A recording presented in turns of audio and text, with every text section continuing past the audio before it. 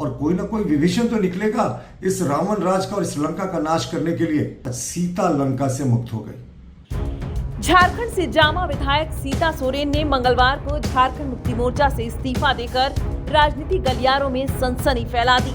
उन्होंने न सिर्फ पार्टी का महासचिव पद छोड़ा, बल्कि विधानसभा की सदस्यता से भी त्याग पत्र दिया है। इसके बाद दोपहर में दिल्ली में उन्होंने बीजेपी की सदस्यता ग्रहण कर ली।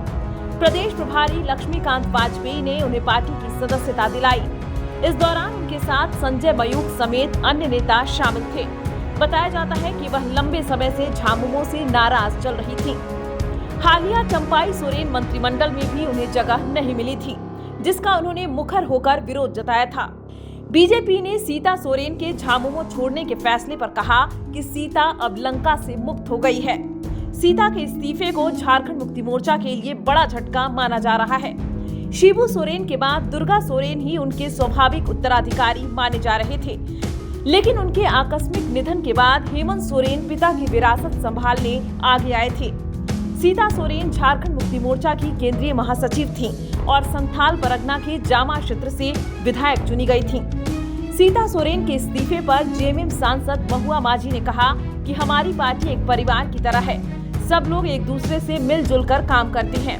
हम लोगों के लिए ये शॉकिंग खबर है। हम लोग चाहेंगे कि इस पर पुनर्विचार किया जाए, ताकि इस पार्टी का जो सम्मान है वो बरकरार रहे।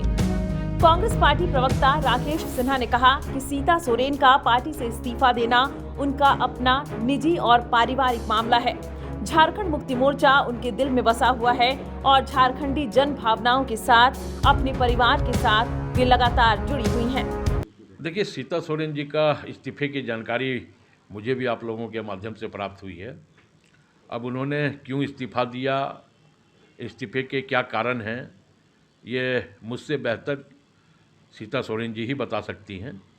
लेकिन मैं इतना ज़रूर कहूँगा कि सीता सोरेन जी का झारखंड से प्रेम है, झारखंड के अवाम से प्रेम है, और वो झारखंड के अवाम के चेहरे पे मुस्कुराहट आए, इस राज्य का विकास हो, इसके लिए वो हमेशा प्रतिबद्ध रही हैं और आगे भी रहेंगी।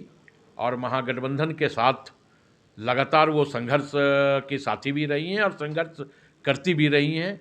इसलिए आगे भी वो महागठबंधन के साथ मिलकर के संघर्ष करेंगी और केंद्र की सहकारी सरकार को उखाड़ फेंक करके इस देश में लोकतंत्र स्थापित करने का एक जो प्रयास महागठबंधन का है, उसमें सीता सोरेन जी की सार्थक और सकारात्मक भूमिका हमेशा रहेगी। झारखंड मुक्ति मोर्चा के जामा विधायक सीता सोरेन के विधायक पद से इस्तीफा एवं पार्टी के सभी पदों से इस्तीफा देने के बाद झारखंड की विपक्षी पार्टी भाजपा के प्रदेश प्रवक्ता प्रतुल शाहदेव ने कहा कि यदि संक्षेप में कहा जाए तो सीता लंका से मुक्त हो गई।